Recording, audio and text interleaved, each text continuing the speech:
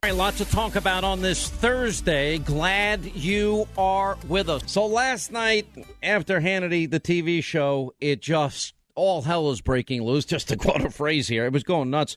Here's the statement. So yesterday, the president meets out, bipartisan group of congressmen and more Democrats than Republicans.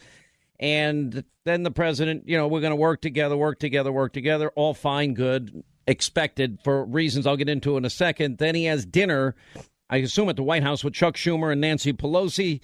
Pelosi and Schumer, after dinner, release a joint statement that they had a very productive dinner with the president at the White House, and it focused on the program known as the Deferred Action for Childhood Arrivals, DACA.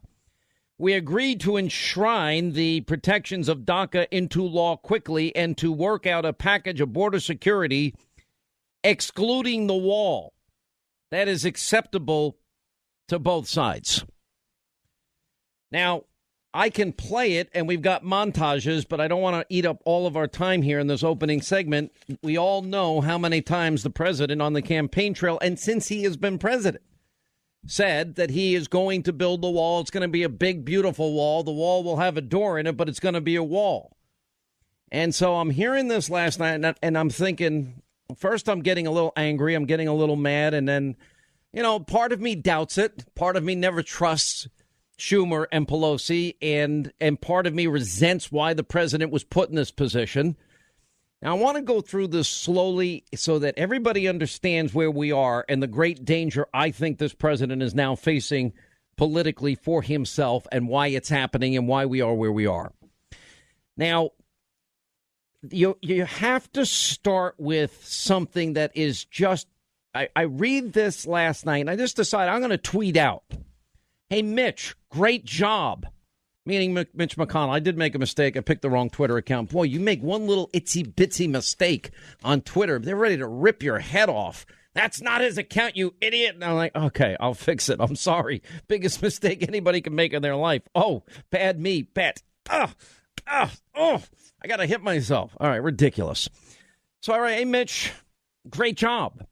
You failed so miserably with health care and excessive expectation. Mitch was saying, one of the problems, I'm so mad, I'm ticked off. Everyone thinks we ought to have gotten a lot more done. La, la, la, la, la. I'm like, oh, my God, it's 8 months. You promised this for 8 years. What the hell's wrong with you?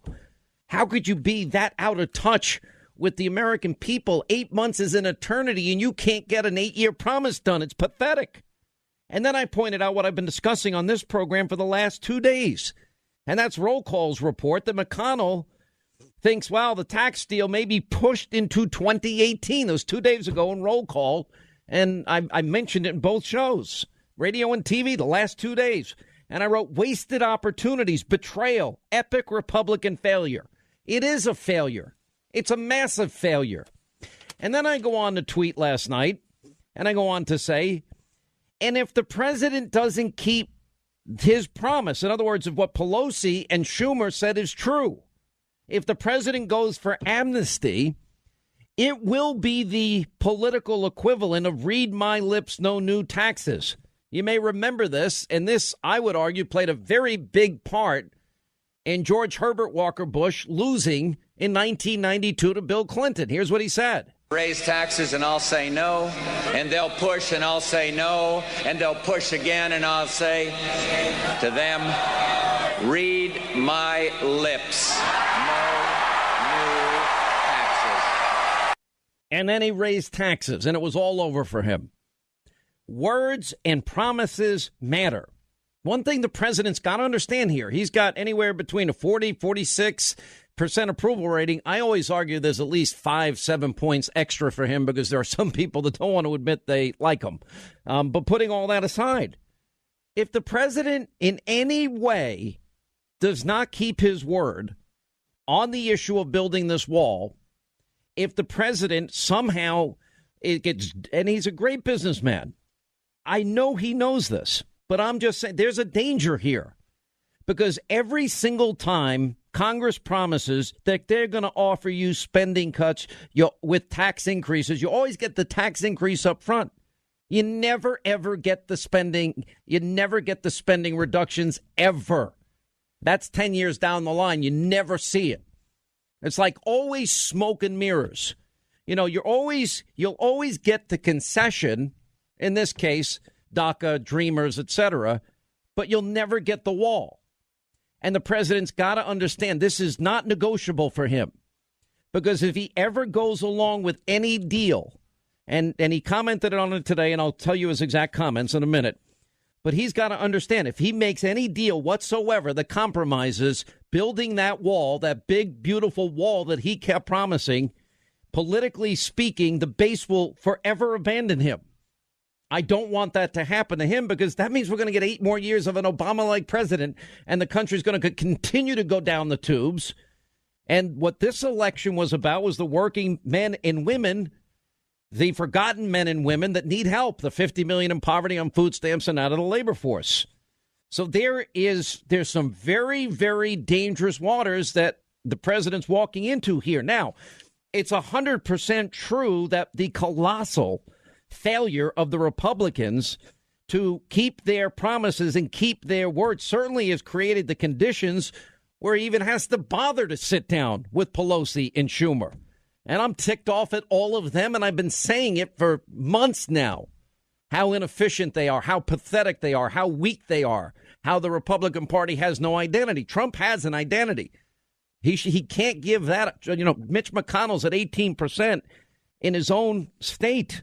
Then I tweeted out last night, politicians are supposed to keep their word. When they don't keep their word, those that voted for them, advocated for them, supported them, donated to them, they get pissed off. Republican failure on health care, if they broke their word, they failed. And you've got it for the president to be successful. I want him to be successful. He's got to keep his word. And this was one of the biggest promises. Now, the other, maybe a couple of weeks ago on TV, I did ding, ding, ding, ding, ding. A lot of people commented on it. And that was everything that he said he was going to do that he did. He can't stop now. And then I tweeted out, weak Republicans betrayed voters. The president need not follow that. He needs to stay the course. He needs to keep his promises, or it's over. People will not trust anybody in Washington. You know, it's bad enough that we have 2 parties that are part of the swamp. He's the outsider that so far has kept his word. And Pelosi and Schumer, they can never be trusted.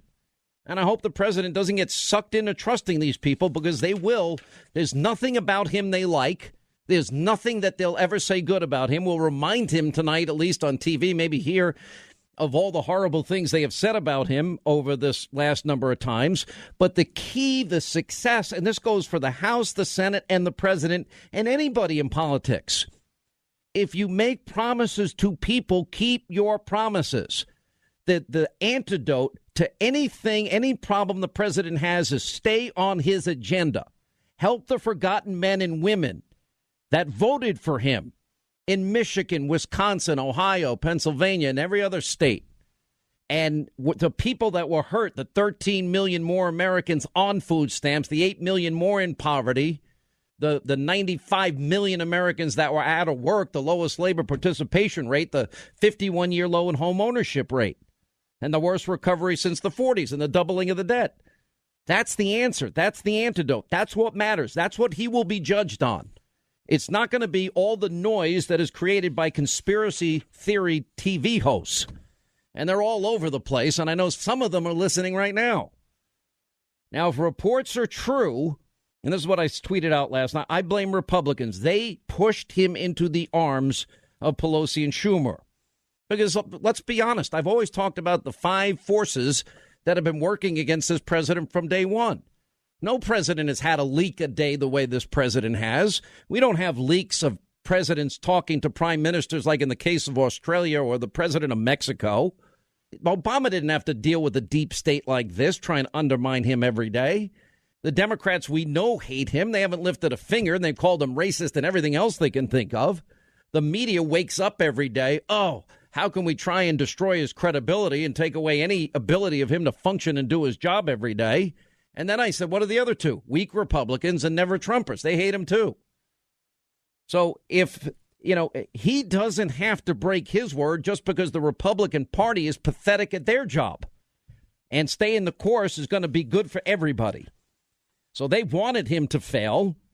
And if he goes ahead and goes along with any of these capitulations without getting the very big item he pushed for, to me, it would become the equivalent of read my lips, no new taxes. You know, it's the same old Washington, D.C. game we got going on here. Promise the spending cut in exchange for tax increases. You get the tax increase, you get no spending cut. You get the consideration, in this case, for DACA, for young kids that are now adults, that have been here through no fault of their own. Fine. Okay, but you got to get the wall first. You got to get it fully funded. You got to start building it. Build the wall first. Get the wall done first. That is the only solution here. And I know the president's probably in business used to shaking somebody's hand and making a deal and knowing that the people on the other side of the table are going to keep their word. That's not the case in Washington, D.C. at all. And sometimes it's difficult to keep your word, Mr. President. You know that. You've been staying the course. And don't become like the rest of this swamp out there. And Schumer and Pelosi, trust me, do not want you to succeed. They want you to fail. And they're hoping to set the exact same trap that George Herbert Walker Bush fell into. Dems want DACA. They don't want the wall. They came out saying that you gave up on the wall last night. And you came out today, to your credit, you were on Air Force One. This is what you said.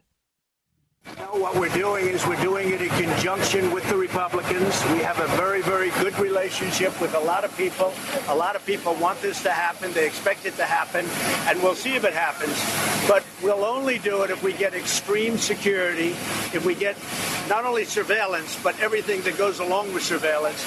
And ultimately, we have to have the wall. If we don't have the wall, we're doing nothing. Why did the Democrats say there was a deal? Stop right there. If we don't have the wall, we're doing nothing. And that's what I finally said, oh, thank God. He can't go with a promise and not the money into law funded, because the Democrats will do everything in their power, as will the Republicans, to make him go back on this promise. You know, these are the five forces. You know, make no mistake, Schumer and Pelosi want him to break his word. And this now is ultimately the president's decision. And my advice is you got to stick to your agenda. You know, and that goes for the same on tax cuts and your tax plan and on getting the economy going. All of that's important, which we'll get to when we come back. These are dangerous waters. And by the way, you can thank weak, pathetic Republicans with no sense of urgency or integrity that had no earthly intention, 100 in the House, 7 in the Senate, of ever keeping their word on repeal and replace.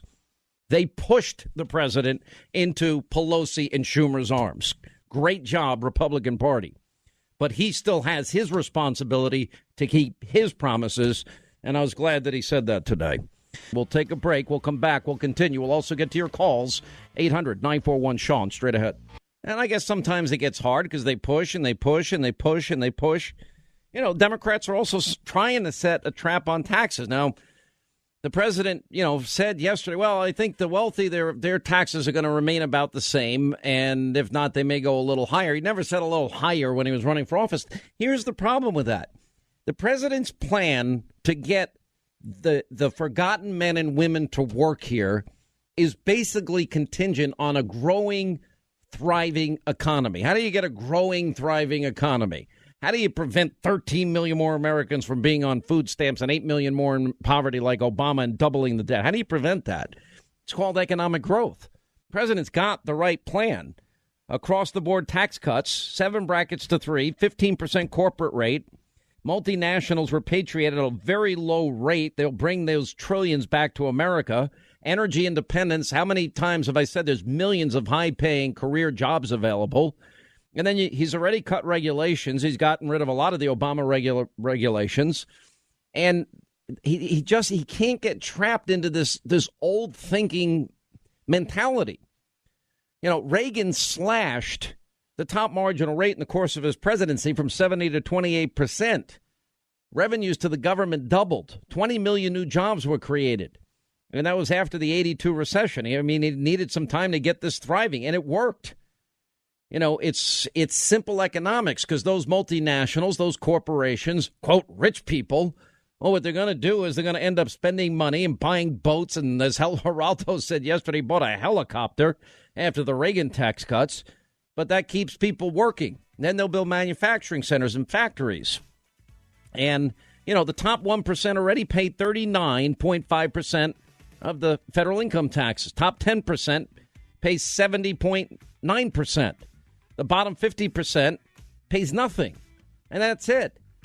Sometimes you got to step right and sometimes you got to step left. And if you step in only one direction, you know, you get boxed in. Yeah, okay. You think Chuck Schumer wants Trump to succeed? Do we have any of the tapes of Schumer and Pelosi ripping on the president? Because there's so many inconsistencies. I'm trying really hard to find something positive. I wonder about, although this morning he had 3 tweets, I was thinking he was more of a creature that stalked the night, that these things just came out at night like a vampire. And they tweeted these things, but now it's spread to the morning. So let me think for a while. And we all respect, certainly in San Francisco we do, the right of people to speak out and express their views. But the balance between liberty and security is one that has to be guaranteed. And unfortunately, what these, you call them alt-right, I think they call themselves that, I call them Nazis, white supremacist, white nationalist, what they are doing is endangering people. But are you worried that these tensions will continue to escalate across the country and here in the Bay Area? It depends on these groups. They have decided that they they're emboldened. The president has emboldened them, and they're going to go around the country to other places as well. And I named my daughter, her middle name is Emma, named for Emma Lazarus, the great poet who wrote those lines on the pedestal of the Statue of Liberty. Give me your tired, your poor, your huddled masses yearning to breathe free. What read the rest? So this executive order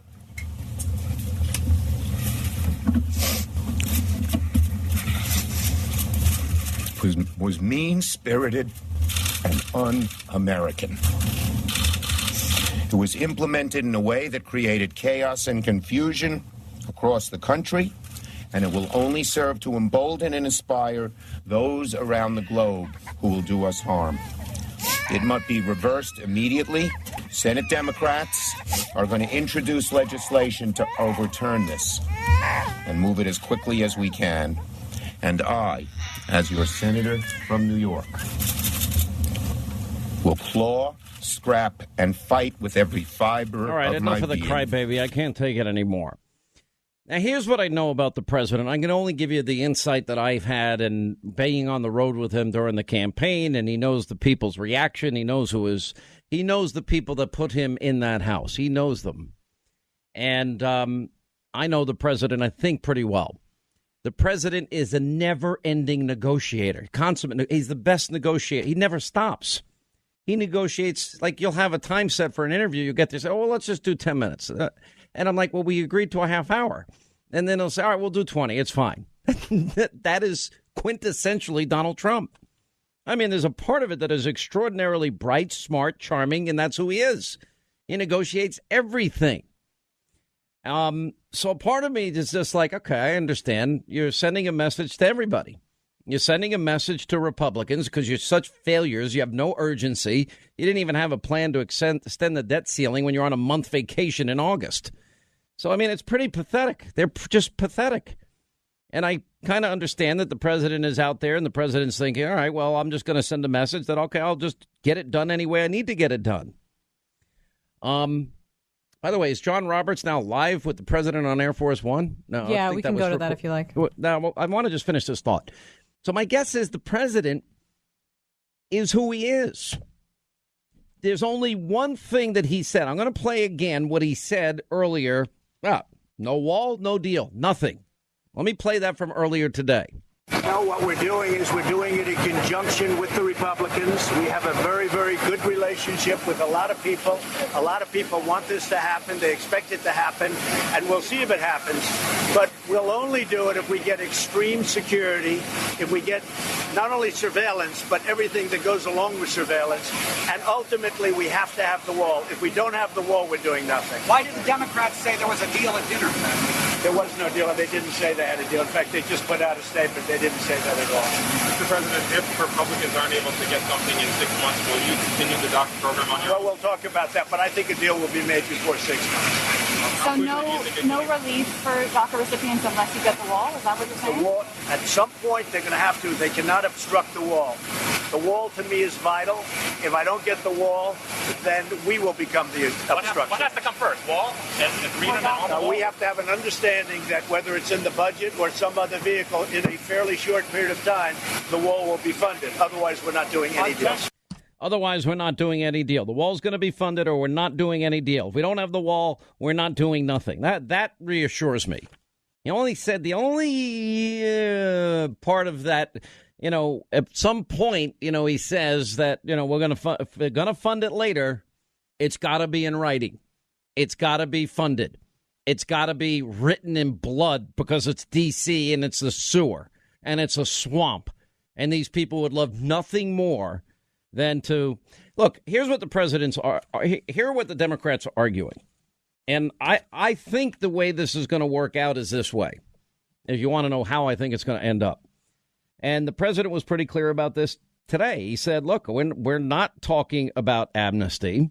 We're talking about people that have come to this country. I'm using his words. We're talking about taking care of people that were brought here, people that have done a good job, that were not brought here, that were brought here not of their own volition.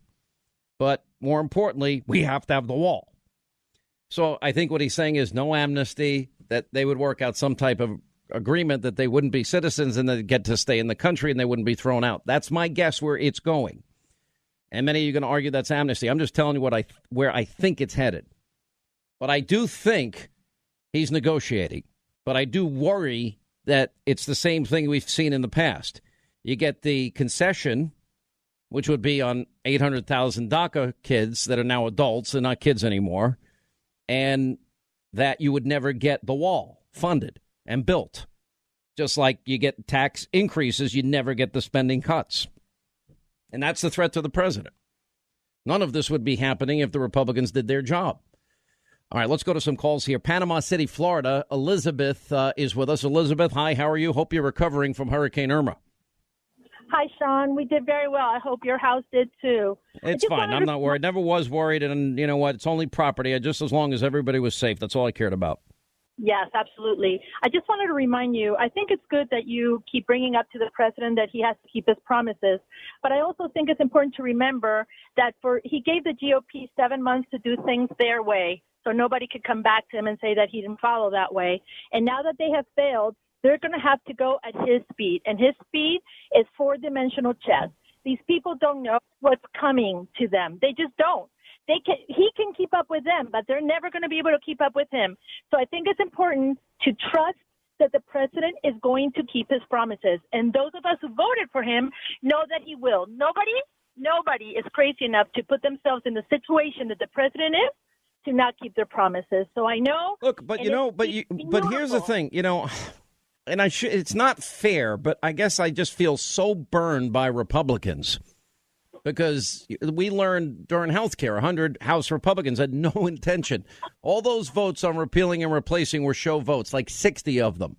And the 7 senators that voted just to repeal in 2015 and wouldn't do it in 2017, I mean, they were all show votes. So I kind of feel a little burned here. And I think people have been burned before by politicians. And that's why the admonition, the warning, I think, the troubled waters that the president's facing, this is the equivalent of read my lips to me. And so I'm pointing out a big danger for the president. And I don't trust, listen to Nancy Pelosi. She's calling him a Nazi, white supremacist, racist, all these things. That's what they think of him. That's what they think of us. That's what they think of anybody that's conservative. That's what they say about us every election. That makes sense? remember that he's a common sense conservative, not exactly a Republican. So I think he's going to keep his words, Sean. So far, look, I'm the one that did the monologue, ding, ding, ding, and nobody else in the media will ever give him credit for any of the things that he's done. He's done a lot of great things, and we're seeing results. I mean, we see that the economy is growing. We saw 3% updated growth second quarter. That was huge for this country. We'll see what the next quarter brings us. But remember, Obama never got 3% in a year his entire presidency, and he was the only president never to achieve that. Anyway, thank you, Elizabeth. Appreciate it. 800-941-SEAN. Alex, Sacramento.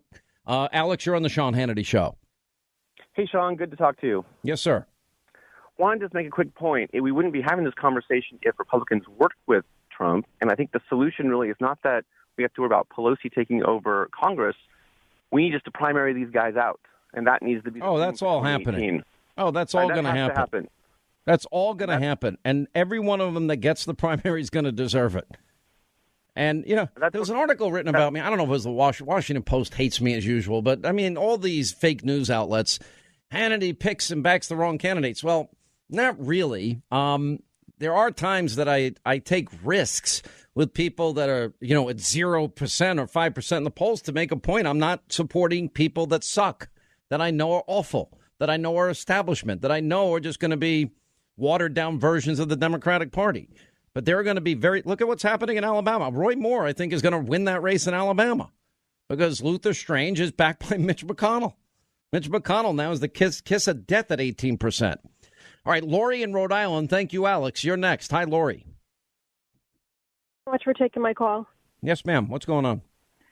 I have to disagree with you. I really feel like he probably made that deal behind closed doors, and I just don't like the wording in his comments today. The fact that he said ultimately we'll get the wall doesn't sound good. And I think, I'm grateful that Chuck Schumer came out and threw him under the bus almost instantaneously. That way he'll get his back up and maybe he'll backpedal on it. But I think that was the deal they struck. We'll get security, we'll get surveillance, and we'll put it off, but ultimately we're going to get it. And now, you know, hopefully his hands will be tied with the base and he'll have to come back around. Lori, the only thing that scared me, remember, he did say a couple of times, and I think this is important, if we don't have the wall, we're doing nothing. And he said it not once. And he said, you know, he went on to say, if they're going to obstruct the wall, we'll be determining how much we need. We're not doing anything without the wall. So the only risk, I agree with you. There was some wording in there that bothered me about sounding like the wall's going to be funded later. That to me is you get the tax increase, you don't get the spending cut. You get, you know, the consideration or on DACA, but you don't get the wall built. That's why I'm saying what I'm saying. My fear is that right now, because he's been beaten up in the press and he's desperate for a victory, and he's had great victories, but I mean victories that the press will talk about, is I fear that he really thinks he can align himself with those folks. You know, he's gonna be under the delusion that things are going to turn around. I know him too well. He's too smart. He knows where Chuck and Nancy are coming from. I'm telling you, he just is. But there is a danger. They'll promise him the moon and give him nothing in the end. But I think it's a valid concern, which is why I'm where I am today. Let's go to Jeff, Houston, Texas, KTRH. Hope you're doing well down there. What's going on, Jeff? Hey, thank you for taking my call, Sean. And yes, I'm doing well. I was one of the fortunate few. Yeah, we only got about 30 seconds, though, so go for it. Absolutely. Trump's outsmarting everybody. He's a smart guy. Look at some of the important policy decisions that he's made. And if you look at it, he's taken the far right-hand position on it. And it's negotiating 101. He's anchoring. He's anchoring on the far right. For example, DACA. Just 2 weeks ago, he said that they were going to discontinue it. Sessions said that to everyone. Well, now, a week and a half later, now he's got a chip. And he's using that chip to get something. Maybe it's infrastructure. Listen, maybe it's tax reduction. You're raising a great point. I wish I had more time for your call. We got a lot coming up, though. You're making a great point. There's no doubt. Look, you don't get everything you want in Washington, but the president's got to get the wall. And he can give no considerations until he gets it. But, yeah, is DACA probably what's going to be the net give on that? Probably. That's my guess. All right, 800-941-SEAN. You want to be a part of the program. All right, we got so much more coming up in the course of the program today.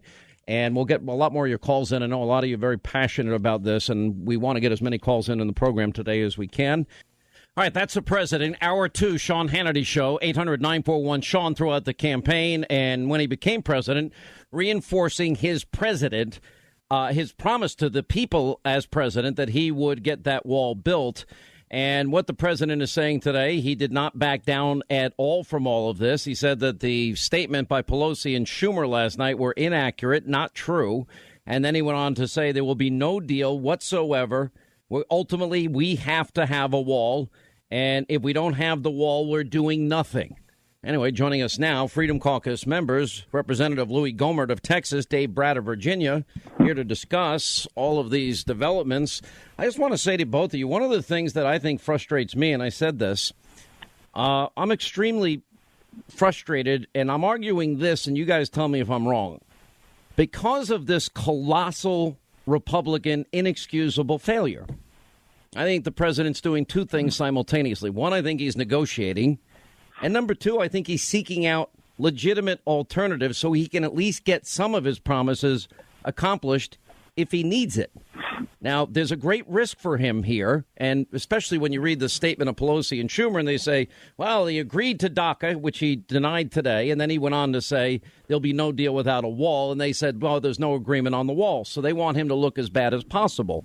My argument is if the president, after he promised this all during the campaign, the last 8 months, if he doesn't build the wall and push and insist on the wall, that's the equivalent of read my lips, no new taxes. That would be horrible for him. Louis Gohmert. Yeah, I think you're exactly right, Sean. Of course, it's one of the reasons I agree with you so much. But, yeah, it's exactly right. And I don't believe he would do that. And I do believe the president when he says, no, I haven't made a deal. Our problem is, and I've been consistent in this for years, and you've been down on the border, down on Texas border. You know, there are areas where we have got to have a wall. There's some where you don't have to have one, like Big Bend National Park, but there are some where you got to have it. And I believe that on my heart the president's going to get that done. But every single time, Border Patrolmen make this clear, every single time anybody in Congress, administration, whether Obama, Bush, Trump, anybody in administration or Congress talks about, well, we're going to agree to legalize these people that came in illegally, we're going to do this, we may embrace DACA. Every time it dramatically increases the numbers of people rushing across the border illegally. And so all day today, you know, people have been asking, well, what about this deal? I am not commenting. I do not want any comments I make to ever cause people to be lured into the United States, because every time it happens, there's some that get drawn into sex slavery. There's some that die trying to get in. There are people that become drug dealers. They're forced into it by the drug cartels that brought them across. And so there's just... I don't even want to talk about what we may agree to once the border's secure. And Trump is doing a good job. I know you've talked about it. He is getting the border much more secure than it has been maybe in decades. But, you know, we're going to get a wall built. But until that's done, I won't even talk about what we may agree to once it's done. But look, we're going to work something out once it's done, it's built, and the border. Listen, I understand this president, and I just, you know, you got to hope in the back of your mind that he's the consummate negotiator here, and I think he's sending a loud message to the Republican Party too in all of this, Dave Bratt, and that is, okay, look, you guys can't even get a 7.5-year promise done, and if you can't get that done, and Mitch McConnell's now saying, oh, we're going to wait until 2018 to do the taxes, which he said, and it was quoted in roll call this week. I've got to look for other alternatives. Now, I think his greater hope is that Republicans see that they will be iced out in some ways and that they realize that there will be another option. And it's not the best option. But the president has to also understand that Schumer and Pelosi despise him. They hate him. They want him to fail. They'll always be against him. Yeah, no, you got it exactly right. And it's in the context of the failure, right? So we did a face plant on Obamacare. And now no one knows what's going to be in the tax plan. And you got Karl Rove coming out yesterday attacking the Freedom Caucus, being against the budget and being against the tax plan. we're totally 100% behind the president's tax plan. We're 100% behind Paul Ryan's Better Way tax plan. The problem is not even the tax writers on Ways and Means Committee know what the tax plan is. And we're starting to hear some rumors that the small guy is being left behind, NFIB and et cetera. And then the Wall Street Journal lead editorial today says, holy moly, we may not get pro-growth tax reform. It may not be big enough after they have Karl Rove railing against us yesterday. So, yeah, it's this failure that has everyone... Here's how I interpreted the Rove. The Rove thing to me was a shot across the bow to try and get the Freedom Caucus to capitulate early. And I'm now fearful that the same mistakes that were made on health care, Congressman Brad, are going to be made again. And that is there's no consensus plan. Nobody sees it ahead of time. Everything that you feared would be in health care ended up in health care. And then you literally have to do all the heavy lifting and fix the mess of a horrible rollout and a failure. And then, of course, they'll try and convince the president it's the Freedom Caucus's fault when, in fact, it was the leadership's fault. Yeah, well, no, it's and Pelosi all over again, right? It's a Nancy Pelosi thing again. We don't want to vote on it and then find out what's in it and find out it's a disaster. We all support the Better Way plan, the president's plan, but we don't know what's in it. And so you got it exactly. We're going to take the bullets again, as usual. And Grove is intentionally making this comment. He's talking about a budget vote. We all voted yesterday for the appropriations bill. So that's the budget. It's already done. This budget resolution only includes tax. And so the average person listening doesn't care. And we got to make sure that the forgotten man, right? And this was all the way from Bernie all the way through the Midwestern states that Trump won, all the way through Trump, taking care of the forgotten blue-collar average worker back home. And that unites the DACA piece. The immigration piece is really about that. Wage rates have been flat in this country for 40 years. Everyone's ticked off. And so the immigration piece, you got to first fix the labor market. The welfare reform needs to be fixed. K-12 isn't skilling our kids up to work. And that's it. And I'm sure Louis has more to add. Louis? Well, yeah, and I think it's very important when we start talking about the establishment and Karl Rove and all the arrows they're shooting and are going to be, these are the guys, and Karl Rove's no dummy. He's a smart guy, but he had everything wrong.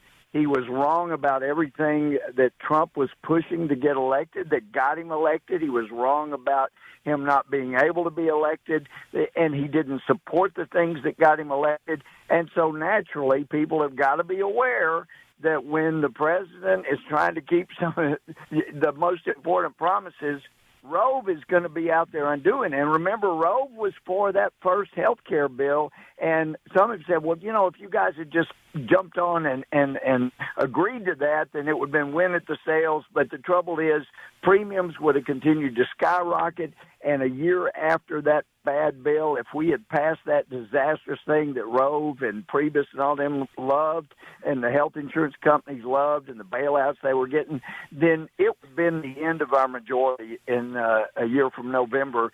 And the first thing these clowns would have done when they get the majority was impeach Trump. We did what we had to. We stood in the way of that disastrous bill, and we got a bill that was wasn't great, but it was going to help America. And another thing to remember, when those guys were saying you got to pass this, they knew that when America found out what was in that bill, they were going to turn on Trump. And God bless him, President Trump. If you're him and you've seen us for years say we're going to repeal it, and we pass a repeal and send it to President Obama and he vetoes it, the poor President Trump, he goes, okay, all right, I had plans, but if you just send me the same bill you passed in the last Congress in the House and Senate, I'll sign that one. And we couldn't even do that. I mean, if you're president, you got to be going, I don't know what to do here. This is nuts. And he'd be right. All right, stay right there. We'll come back more with Dave Bratt, more with Louis Gohmert in just a second here. Quick break. Right back. We'll continue. One faction of the House Republicans, the Freedom Caucus, basically said we're going to stop we may vote no on the budget resolution. We may vote with Nancy Pelosi on the budget resolution unless you, in essence, give us final authority to examine all the ideas that you're talking about for the tax reform bill and approve them or disapprove them in advance. All right, that was Karl Rove being critical of the Freedom Caucus. What's wrong with actually reading these things and knowing what's in them ahead of time? Anyway, we continue with Freedom Caucus members Louis Gohmert and Dave Bratt. I think that was you chuckling, Congressman Bratt. I would think he'd want us to do that. Well, yeah, I mean, I told the press today, right? I mean, Rove, I think he left Econ 101 and he went into fiction writing, what he said about the Freedom Caucus. We are in agreement with the Trump tax plan and the Paul Ryan tax plan. All you got to do is he's just making up excuses, right? He says we changed the goal line or whatever. He's just making it up to find a scapegoat. You just give us the tax rates and who's getting them and tell us the numbers work out for the S Corp, for the Forgotten Man back home, C Corps. Make us competitive, and we're a yes, right? And I said that in front of the whole conference, 240 Republicans, 2 mornings ago in front of Paul Ryan, the speaker, and Brady got up to his credit and said, let's do that, right? So we're all unified, but we got to see what's in it. And Rove just wants this blank check so they can roll us as usual, right? If there's not good stuff in there, then we have to be a check on behalf of the American people, and that's what we stand for. It's just doing what we promised. I'm just trying to understand this whole thing here because it doesn't make any sense to me at all that that everybody wouldn't want to know what's in the bill, and if you don't know what's in the bill, how can you vote for what's in the bill? And that just right. I mean, I like Karl Rove, but he's making no sense here, and in many ways, I think he's close to Paul Ryan and the leadership. And, I know he supported the first version of the health care bill, which nobody saw either. This is no way to govern. This is no way for leadership to manage the House because, there are people, differing factions, the Freedom Caucus, the Tuesday group, the drinking group, the Saturday sleepover night group, and everyone else there. Well, but Sean, I think there are people that are around Karl Rove that would love to see the anti-establishment Donald Trump fall flat on his face. And I think they would love to see there are people out there, it. We tell it. There are people that want to see him fail within the Republican Party so they can say, see, you upstarts, you don't know what you're doing. We got to go back to a real establishment Republican to run things. And and I know President Trump's got to be aware of that there are Republicans that want to see him fail. And it is absolutely ridiculous for our party, the party that wants salt and light and the best way to clean something up is with sunlight. Why would we want to agree to vote on something before we know what's in it? I want to know what, and I've told the president 3 times this year already, don't let the establishment Republicans talk you up from a 15% tax for small business, for corporations, because if we do that, we can get back steel manufacturing, we can get back tire manufacturing, we can get back all these great jobs because, and I've mentioned this to him, I said, you know it from business, I know it from history, but any major nation that cannot produce what they need in a time of war, steel, tires, things like that, they will not remain a great nation after the next war. And he's got such good These are troubling times. Look, we got to get these back. I've said it now since we've gotten back from Labor Day. You guys have 14 weeks. And if this doesn't get done, otherwise we're not doing anything. It's so frustrating. These people race out there last night. Oh, we got DACA. It's a deal. It's done. They just lie. They lie all the time. And a lot of this all is because of Republicans' pathetic performance and failure. And now the president, he's either the greatest negotiator ever and trying to motivate them and light a fire under their asses and get them moving, or, he's just looking for another way to try and get his promises done because they can't do a thing, seemingly. Mitch McConnell, well, maybe we'll do taxes in 2018. Oh, the vapors, these expectations are so high.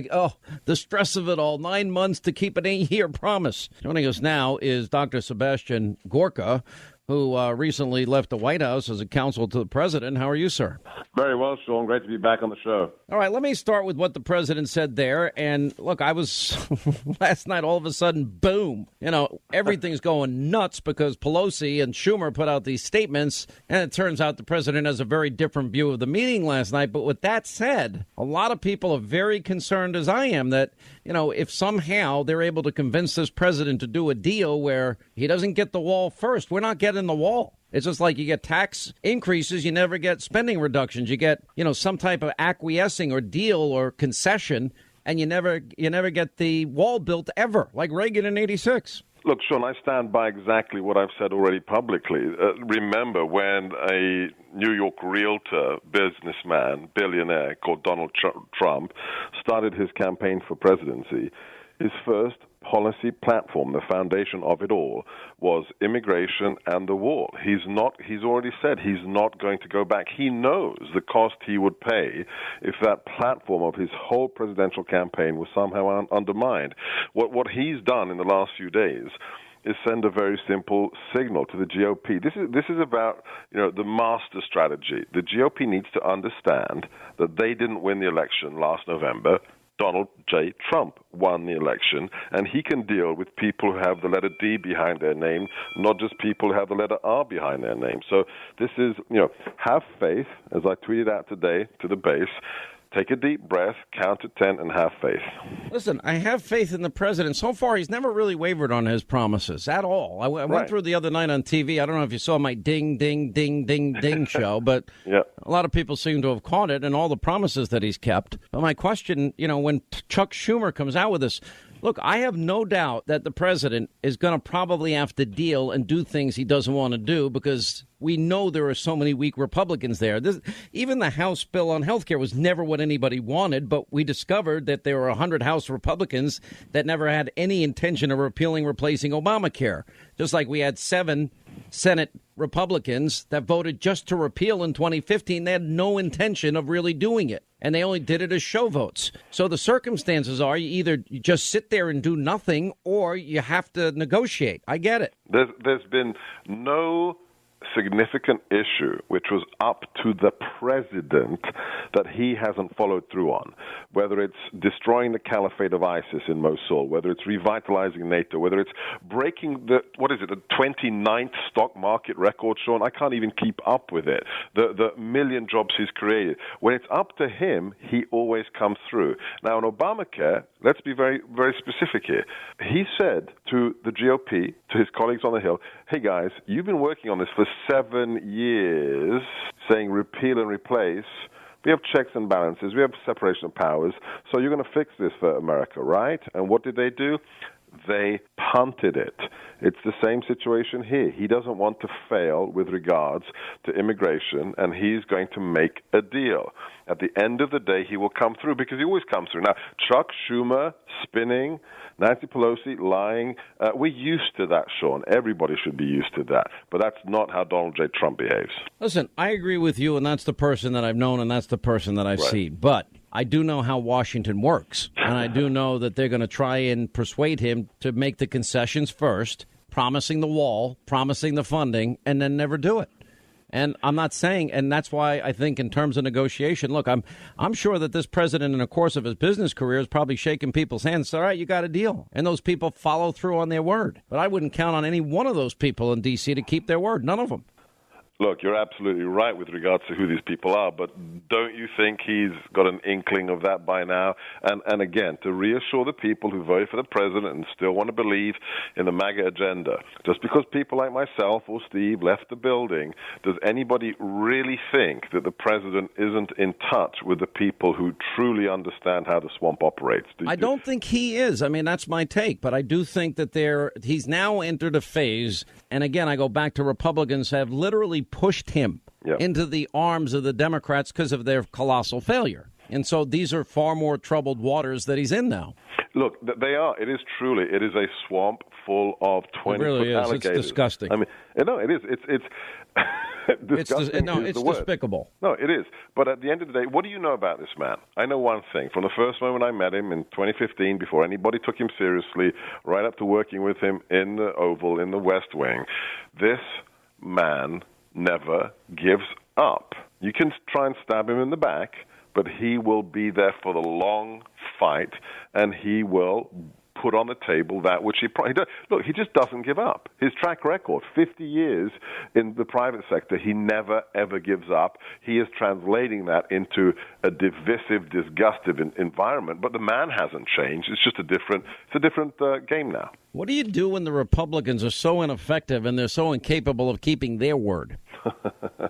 You know what you do? You send very clear messages. You go to dinner with Pelosi and Schumer? You go to dinner, and then you get people like the congressman in Pennsylvania saying, well, maybe I'm not going to run again. Because some people realize what happened November the 8th. What we need is the rest of the swamp to understand. If they don't get on board with the anti-establishment candidate who just crushed 16 establishment candidates. Can we just think about that for a second? A man who's never held public office before wiped the floor with 16 GOP establishment candidates. That's what happened. They need to look themselves in the mirror and understand it's all changed. It's a new game. They can try the old tricks, but you know what's going to happen? In 2018, to those seats, they will lose them, and before that, they will be primaried. You know what's frustrating is those people that say the president's not conservative. I don't care. You want to use nationalist, American first. I don't really care, but the tax plan he has is Reagan-esque. What he discussed for repealing and replacing was Reagan-esque. His views on energy are Reagan. His views on judges are Reagan. His views on the border are Reagan. His views on military strength, it's just so reminiscent of everything that Ronald Reagan stood for. And I'm arguing that I have not changed over the years. I am arguing that the Republican Party has become a party with no identity. The president has an identity, and he's fighting for issues. And all Republicans want to do is they're just so afraid of everything, and they're afraid of their own shadow. Does an 18% approval rating for Mitch McConnell wake him up? Yeah, look, you're absolutely right on the quality, the substance of these platforms. But let's remember one more thing. He's had those views for decades. I mean, his views on China, on the military, on oil, on intellectual property theft, he didn't make those up in the last months of the campaign. He gave interviews on those issues. Do you think he's a nationalist populist, or do you think he's a conservative, Dr. Gorka? I reject all those labels. He's a patriot who loves his country, and he wants all of us to prosper. This is a big thing. Whether you voted for him or not, he wants you to prosper and be safe. Forget the labels. He's a pragmatist, and he's a patriot. So why did you leave? Why? Because I couldn't do what I needed to do for him inside the building, shackled as a government employee, and being boxed out of the policy process by people who had nothing to do with the agenda we came in with on January the 20th. And I'm going to help him from the outside because it's much easier right now. What does the future hold for you then? What are you thinking about doing? I hope you come work for Fox News. I read that yesterday. I'm like, all right, maybe Dr. Gorka will work with me. We love having you on. I'd love to. I'm going to have an announcement coming out on Tuesday with regards to some of the things we've been talking about when it comes to primaries and helping the president's agenda. Right. But fighting a good fight, and if it's at Fox, if it's on the stump out there, it doesn't matter. It's the same thing wherever we are. Look, it's not a function of where I'm sitting or where Steve's sitting. It's a function of can we get MAGA to happen. I agree. Make America great again. And by the way, that's the forgotten men and women. And that's what this election was about. And that's what I tweeted out last night. That's what the president has to remember. All right, we got a break here. Listen, we love having you. Let us know if we can help in any way. And we hope you'll be on often. Dr. Sebastian Gorka on the Sean Hannity Show. All right, as we continue Sean Hannity Show, let's get to our busy phones. We got Joseph in beautiful Fort Myers, Florida, Southwest Florida. Now, I'm sure still cleaning up in the aftermath of Hurricane Irma. Joseph, how are you? Glad you called. Hope you're doing okay. Hello, this is Mike. Hello, Mike. Where are you calling from, Mike? I'm calling from Fort Myers, Florida. All right, it says Joseph on my screen. We'll call you Mike instead. What's up, Mike? How are you? I'm doing just fine. How are you? It's a pleasure to talk to you. How's things going down there? I hope nothing happened to you and your family, your home, no damage. How's it going? We are totally fine. Good. Our recovery efforts are going well. I live in a 55 and over community called Pelican Preserve, and I got to tell you, everything down there is called Pelican Bay, Pelican this, Pelican. Everything's a pelican down in Florida. Go ahead. Well, I've never seen a pelican here, but anyways, I've seen them. You can see them down in Naples. I know for sure. but not in Pelican Preserve. Well, just we're about 10 miles in from the coast. Well, just go fishing out there on the Gulf. You'll find them. They'll find you. Go fishing. We can go fishing right in our street. Well, I thought you said nothing happened. Well, we had actually no damage to the buildings. We have 5 condo buildings, 22 units in each building. And the condo buildings held up well. The carports, not so well. Okay, some of the carports got damaged. We had a lot of flooding. There's still a lot of flooding that continues. It's receding slowly, but we had about 2.5 feet of water. And this is not a surge. This is just groundwater. We had about 2.5 foot of water down the center of the streets. Yeah, listen, I have friends in Southwest Florida. You're not even allowed to brush your teeth with the water now. And I'm told when you get out of the shower, you feel dirtier than when you went in because the water's so bad right now. Is that still the case? They're on a boil water alert still? No, the boil water alert's been lifted. Okay. Actually, we got our power on yesterday, so we were out of power we got our power out for about 60 hours. Yeah, a friend of mine just got his power back down in Naples, too. He just wrote me. It's like, it's 88 degrees and it's like 98 degrees according to with the humidity and everything. So it's very, very hot. But the people pitched in really well, prepared for it. We had secured all of our things around the pool area. We had made sure there were no projectiles. We met with each other. We had phone lines for each other. The different buildings, we had a little pasta party the night before of the storm. The night of the storm? You having a big pasta party? The night before. Some of my friends down there, they did the same thing, and I just said, well, why don't you go up to, I have a condo down there. I said, go up to my unit and go take anything you want. And she goes, great, I'll take the champagne. You have some champagne, which, by the way, I'd never drink champagne in my life. So I'm like, go ahead, take them all. Take every bottle. I don't want it. He's on the Senate floor. Jonathan Gilliam is back with us, as well as Rick Unger. And my take, guys, is very, very simple, that Republicans screwed the president. Their colossal failure, inability to get things done, has resulted in him rushing over to Rick Unger's friends. And Rick Unger's friends are real happy and giddy, although the president had to contradict everything Pelosi and Schumer said last night about what deal they reached on DACA, and the president reinforcing his original promise that he's going to build the wall or nothing is getting done, period. Rick Unger. I think the president's had a very good week, if you ask me. And actually, I listened to a few of his statements today. I don't think he's really backed away from what I initially heard he had pre-agreed to. We'll call it that last night with the two Democrats. I think no, he said there's no deal, and he said there would be no deal unless, of course, it included border security. Yes, he said border security, and then no, and he said building a wall. Nah, he did not say that had to be part of it. No, he did say building a wall. I got the quote right here. He absolutely said that he intends to build the wall, but he did not at all make it clear that that has to be part of the said right here. Let me read the quote to you. He says, "We have to have the wall. If we don't have the wall, we're doing nothing." Well, quote. And if you hear, that was his statement from Florida. If you heard his statement earlier before he left for Florida, he had made it, I thought, pretty clear that he said it on the plane this morning, and he said it in his tweets today. He intends to have a wall. Well, we'll see. We'll see what it says. I think it becomes tricky to make the deal if the wall has to be part of it, because there are so many Republicans and Democrats who think that the wall is a waste of money. If the president doesn't do the wall, and that's my point, Jonathan Gilliam, then he might as well pack it in, because that's read my lips, no new taxes for him. Oh, exactly. I mean, listen, first off, the fact that he is going old school in the way he is relating to the Democrats, I think is phenomenal. You said it. I've said it. I think Rick probably even agree with this, that it's been the Republicans that have been his biggest nightmare, not the Democrats. And I think the fact that he reached out to them and has done this has really set the standard. It's kind of taking it back to the Reagan era, where he is reaching across the aisle and doing what politicians should do and what a commander-in-chief should do.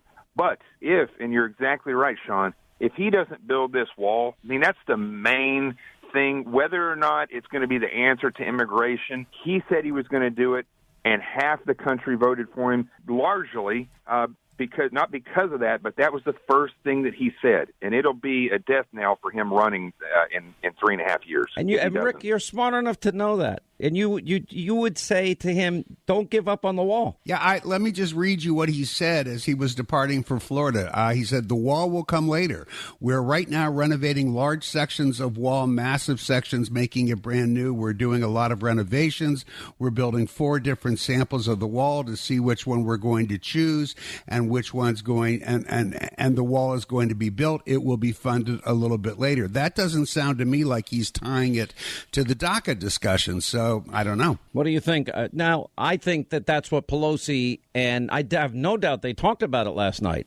And I have no doubt, but the president also was clear. He said, we're not talking about amnesty at all. And he did talk about a way to find, somehow sort of thread the needle and talk about people that were brought here, people that have done a good job, were brought here not of their own volition, but importantly, what they want is we have to have a wall. And if the wall's going to obstruct, then he went on to say, well, then we're not going to have anything. And then he went on to say we have to have the wall again. And if we don't have the wall, we're doing nothing. So I don't think you can be any more clear. I know everybody would like that. Well, but I mean, you've got 2 different statements here. You just read me a quote that he did say, and I read you a quote that he had said an hour and a half earlier, so we're left confused. Is that not fair to say? I'll let Jonathan answer. Jonathan? That's politics.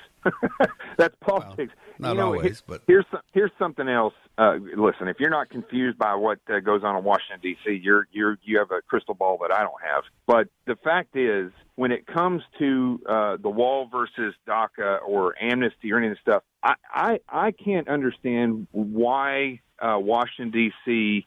Tries to completely solve a problem, either far left or far right. Things like immigration, we need to look at policies. We need to look at how people get in here. But something like DACA with the people in here, if the president gave some of these people amnesty or had a contract with America that they could sign showing that they've been here working, I actually wouldn't have a problem with that myself, but I look for effective solutions. The thing is, he is in a precarious place right now, the president is, because a lot of people, myself included, are watching not him so much as the people that are around him, the McMasters, the Mattises, all these different people that worked under the other administrations and people may have questions about. That's what people are watching now from the conservative side of the house. So that's where he needs to be very careful in this. And I think what he did with the Democrats and the language that he's using is great. He just can't let them take advantage of him and him thinking that they're his buddies now. That is the biggest mistake he'd ever make, thinking they're the buddies. They may be his best choice, in fact. As Sean, you said, or I think you said earlier, maybe it was Jonathan, the Republicans certainly have not been doing him any favors, and he's looking for ways to get things done. I kind of give him credit for that. I think what you're really going to find here, first of all, understand that while it's great that the Democrats are working with him right now, if it gets a good result, they can't work with him next year in an election year. Maybe they can come back and work with him the year after that and then forget about it as we get into the presidential election. But on the DACA thing, he is a little bit in a trap. First of all, he really did not campaign on ending DACA. I got to give him that. And I think some people are tagging him with that unfairly. Secondly, he knows that overwhelmingly the country has spoken up and said, no, we don't think we should be throwing these people out. They didn't really do anything wrong. So I think he's trying to maximize what he can get that's on his agenda. And he is very clear that he wants greatly increased border security. Whether or not the wall's included in that at this point or not, it's confusing. But and I think the Democrats probably read him loud and clear and are probably prepared to do that to resolve the DACA issue.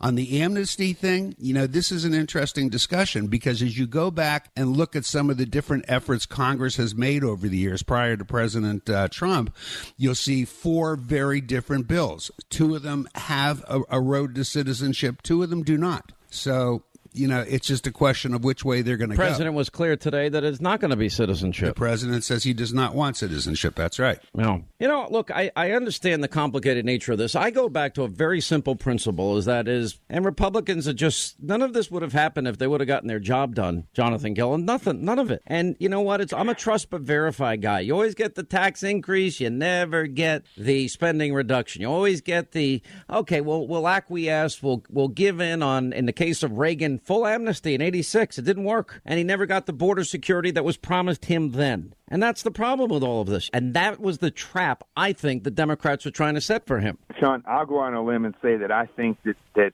this has been their intention all along, that the majority of these establishment figures in the Republican Party were 100% sure that Hillary Clinton was going to win. And I think in a lot of ways they were okay with it because of the way that the Clintons work. They knew that their bread would get buttered. And I think what we're seeing now is pushback from the very people that call themselves Republicans and conservatives. And I think, listen, it's a blessing in disguise, Sean, because it's easy to identify who in Washington, D.C. right now is a true conservative and who's a true Republican to the people, not dedicated to the party and to the establishment and to lining their own pockets. That is the silver lining out of this whole thing, is now we can fully establish who they are, and we know that they're not going to bring anything effective to the table. That's not what they do. That's not why they worked their way into D.C. They did it for themselves. Look, Republicans have this opportunity, and Rick's probably going to disagree with a lot of this. If Republicans get 300 miles of the wall built before 2018, he has a conservative justice under his belt, and if he does those simple few things, it's going to result in the Republicans having a banner year in 2018. The next 14 weeks will probably decide all this, Rick.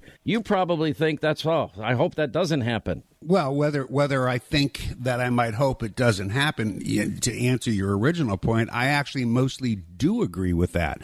Listen, not only does this president still have an opportunity to win in the midterms, I'm not sure it's going to be a banner year, but I do agree that a lot of these things that you just mentioned would go very far to keep the Republicans in power in both houses. But not only that, I keep saying to my Democrat friends, don't think for a second that this man cannot be reelected for a second term, because he can. Oh, absolutely he can. And he can win by a bigger margin. All right, stay right there. We got to take a break. Excuses is Hillary going to make? Do you want me to read the list? I'm up to 42 now, excuses that she's made as to why she lost. And by the way, she never mentions herself, and she specifically says it wasn't her, and she never mentions Trump either. Are you actually reading the book? Are you serious?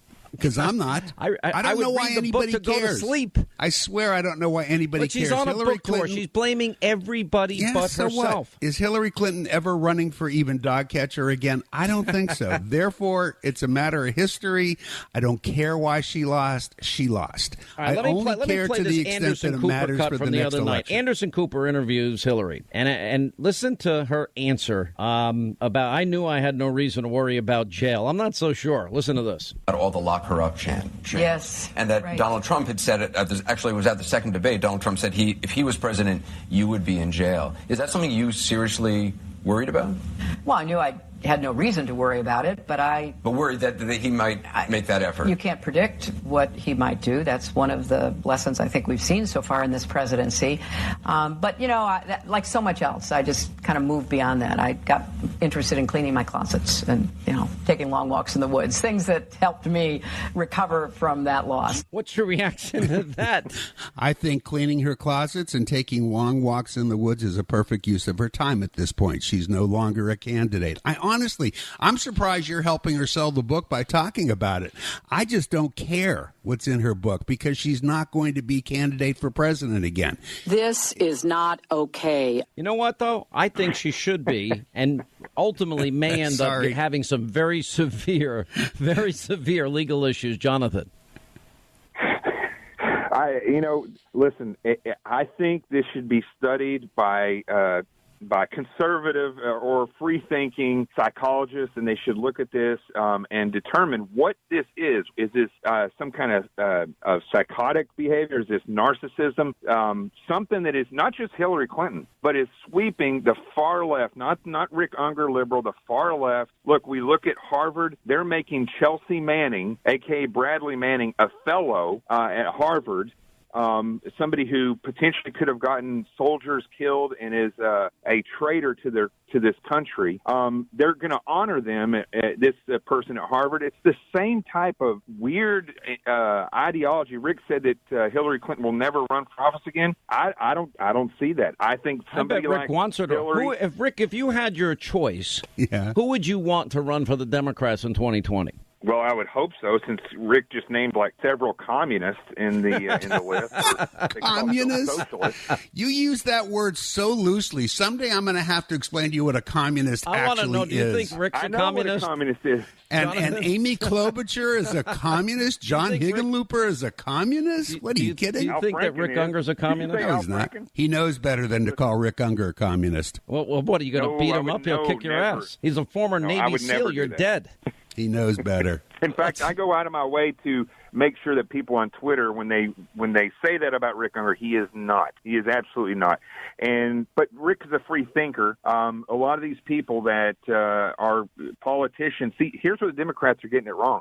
People are tired of the status quo politicians. If the Democrats ever came up with somebody that was a real person that saw Rick. Maybe you should run for president. That ain't going to happen. Well, I mean, is that your best? I mean, what does the Democratic Party stand for? I don't see that it stands for anything. Well, you know, that's actually a fair question because I don't think the Democratic Party right now knows very well either what it stands for. It's starting to get its arms around it, but I think even the slogan that they came out with I thought was really, really weak. I know what we need to stand for, but I'm not sure that we've put it together yet to persuade people. Look, a lot of those people who voted for the current president, who voted for Donald Trump, were once Democrats, and the Democrats left them behind. And they not only have to come up with an economic approach that interests those people, but they have to persuade those people that they mean it. 800-941-SEAN on number. Patty is in Vegas listening to K-Dawn Radio. Patty, hi, how are you? Glad you called. Hey, how are you today, Sean? I'm good. What's going on? Well, I'm disappointed with Trump's flip-flopping on the wall situation. It's, when my family came to this country, they did it legally. They didn't sneak over the border. They did what they had to do to get into the country and become tax-paying citizens and documented citizens. So it's kind of frustrating if he takes this stance that he's going to flip-flop on this.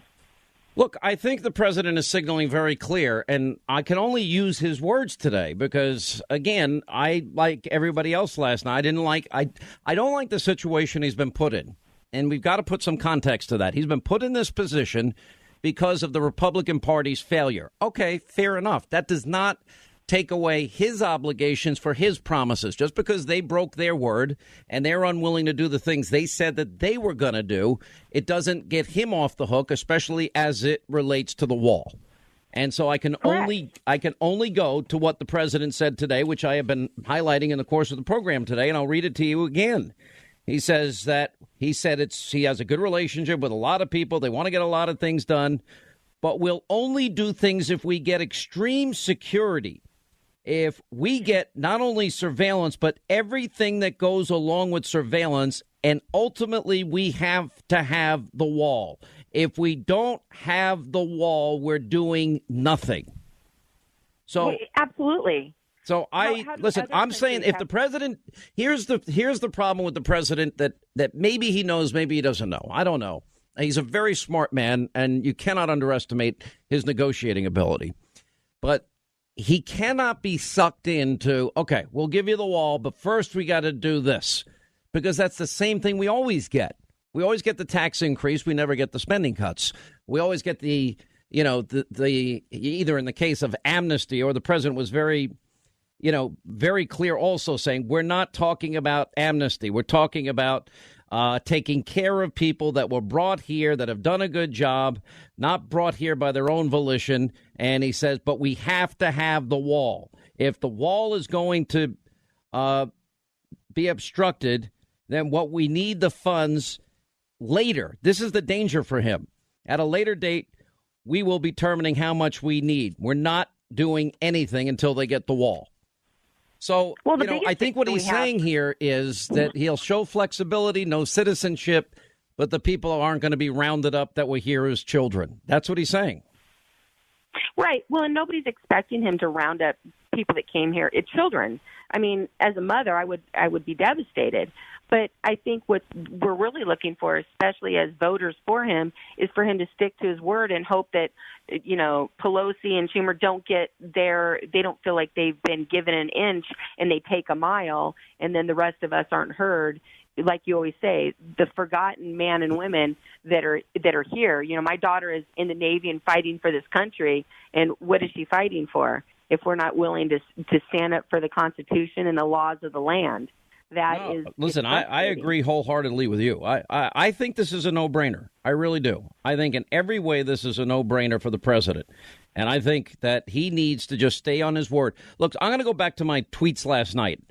And I said, you know, and I think I laid it out very, you know, as well as I could today. Mitch, great job. You failed so miserably with health care, and his comment about excessive expectations and then saying in roll call, well, we might have to wait for 2018 to do taxes, that he literally now has pushed the president into the arms of the Democrats. Great job. And then I went on, and this is very important because all of these things matter. These 14 weeks matter a lot. And I said politicians need to keep their word. Republicans failed on health care. They broke their word. They have failed. And the president needs to keep his promises. And then I said, and if the POTUS doesn't keep his promises and he goes along with a bad deal, it will be the political equivalent if he doesn't build that wall of read my lips. And I don't want the president, I want the agenda fulfilled, as I've been saying. He needs to stay the course, keep his promises, or politically it will seal his fate. And I don't want to see that happen, because then what that means is we're going to end up with 8 more years of an Obama presidency, and that would be horrible. Don't forget the agenda, I tweeted. Help the forgotten men and women ignored and hurt by Obama and the Democrats. That's what matters. That's where I think the focus needs to be. You get the last word. Well, I think the sad part about this is that the Republicans have put him in a corner, and it goes to the old adage that the enemy, the enemy of it makes friends with my enemies, because my enemy right now is the Republican Party, because they are not helping. Everybody that we voted in, they're turned their back on us as the Republican Party, us as the voter, our president, and it's not fair. And it's really disheartening for somebody like my son, who has went to every Trump rally, is watching all this stuff. He's on a speech and debate team, and he's having to defend Trump at every turn, and then he makes a stance like this. And it's pretty disheartening. But I want to tell you something really quick, Sean. I know you have to go, but I want to go back to your T-shirt thing with a teacher with a T-shirt in class. So my son wears his Trump sweatshirt to school, and the teacher tells him that he needs to take it off because it is triggering other students. And That's so my insane. son's like, oh, no. My son was like, so triggering how? No answer from the teacher. So my son obliges the teacher and takes off his Trump sweatshirt to reveal his Trump T-shirt underneath. And he said, is this less triggering? And the teacher looks at him, didn't say anything, and told him to have a seat. Oh, my gosh. Seriously, I mean, I can't believe these schools are all indoctrinating all these kids. Oh, if you saw the docket for his speech and debate, one of the questions on his last speech and debate last week was, did Trump, should we make a time period for your intent to run for the next election longer? It should be 2 years or 3 years, or should you have to wait till 1 year prior to the actual election? And because Trump filed his intent like the first week. But a lot of presidents, when he did his research on it, a lot of presidents did that. The clauses are amazing. The docket is crazy of stuff that they want these kids to debate, and it's all about crushing Trump's agenda. Well, all right. Well, listen, I got to run other callers here. Appreciate it. Thank you. Patty, well, thank you for the call. That's who I was talking to. Let's say hi to Donna in Staten Island, New York, the all-new AM 710 WOR. What's up, Donna? How are you? Good, my friend. How are you? I'm good. What's happening? Well, I just wanted to say, I know a lot of people are freaking out about, everything with Trump and what he's doing. I happen to personally believe he's way smarter than everybody else, and I think he trusts his instincts as a businessman, which have served him very well over decades. I mean, he's where he is as far as being a successful businessman. I think he wrote the book, The Art of the Deal, and I think that's what he's exercising here. And he didn't get anywhere with the people who were supposed to be on his side. So, you know what? The old saying, keep your friends close, but your enemies closer. That's what I think he's doing. I don't have a problem with it. Listen, don't underestimate his negotiating powers and his negotiating ability. But with all that said, I see very dangerous waters that he's stepping into here. And I know he was pushed into these waters, and I understand all of the dynamics that are going on here. I have been laying out the 5 forces against this president more than anybody. And on that list are Republicans, weak Republicans, and never Trumpers. There's nothing more than they want him to fail. And they'll convince him, yeah, if you just do DACA and give up on the wall, trust us, this is going to be great. It's not going to be great, and it's going to destroy his credibility with those people that went to the polls, fought for him, and voted for him. So what I'm doing here is I'm assuming he knows, but in case he doesn't, then we have, I'm just trying to remind everybody because I know exactly how this plays out. All right, let's go to Charles in Washington State. Charles, hi. How are you? Glad you called, sir. Great, Sean. How are you? I'm good. What's going on? Hey, I just wanted to say that, I support Trump. I support what he's doing 100%. I'm very, very upset at the Republicans. I get calls at my home from Dave Bossie and from the Republican National Committee raising money. I give some money to them. I gave some money to them. And what they do to me on the Affordable Care Act? Nothing. Didn't deliver. What did they do for me on this this thing with DACA? Trump has been a brilliant mastermind. He's given everybody a high school civics lesson in the Constitution of what it takes to pass a law, not just an executive order that can be overturned by the next commander-in-chief. Right. But he's just brilliant. All right, get to your point. So where's your beef? I got 2 beefs. First beef is I really support him sitting down with Nancy Pelosi and Chuck Schumer to at least talk to him.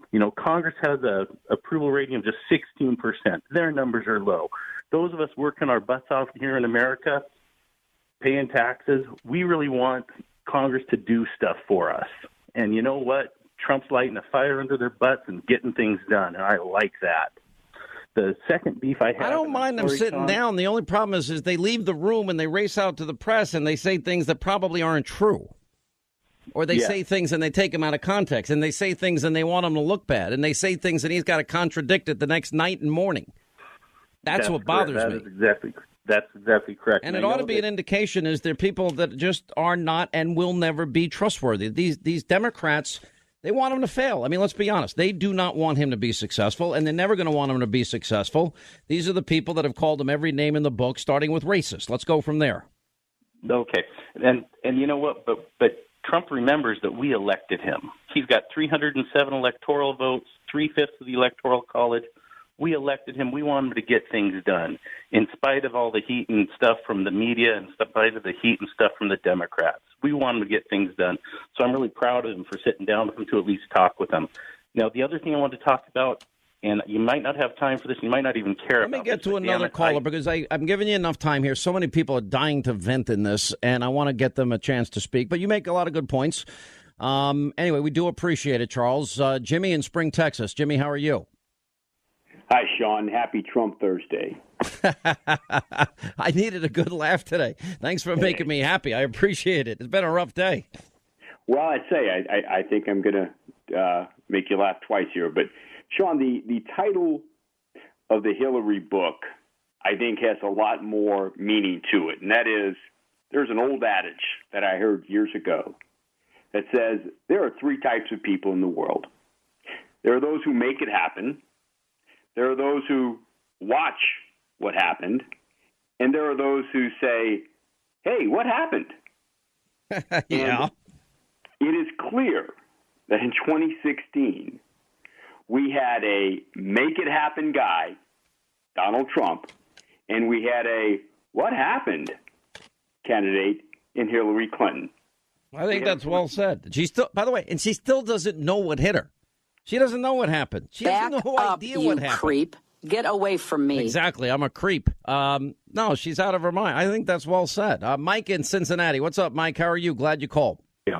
How are you, Mike? I'm doing well, thank you. Help me with a little history, Sean. Yes, sir. We have the White House in both houses of Congress now. When's the last time we had that? That's a great point. A long, long time ago. And likely not to happen again for a while. This opportunity Congress of a generation. I keep saying that. Yes, sir. Yep. This Congress has an opportunity to get things done with this president that will affect this country and the positive and its people for years, maybe decades. And for them not to take advantage of it, they're not coming out and saying it, Sean, but their inaction, what it's telling me is the party comes first, the American people and the country come second, and it is absolutely outrageous. I will tell you this. It is beyond the pale what the Republicans have done. And the president has like twice, 3 times the popularity of Congress. And the reason it is to the president's credit. I mean, I don't know if you remember the show I did a few weeks ago, and I had ding, ding, ding, ding, ding, ding, all the promises he's kept. If he gets away from that model and he gets away from keeping his promises, and probably one of the biggest, if not the biggest promise of the president was what? Was the whole issue of building the wall and securing the borders. If he sticks with that, he's going to win. If he somehow is talked out of it, or they say, no, just give us this first, we'll do that later. They're not going to do it later. It's always, you always get the tax increase. You never get the spending cut. You always get the capitulation on whatever it is, and you never get the wall built. You always get you acquiesce, you try and work with people, and you never get paid back. And that's the sad part of it. That's the risk. Anyway,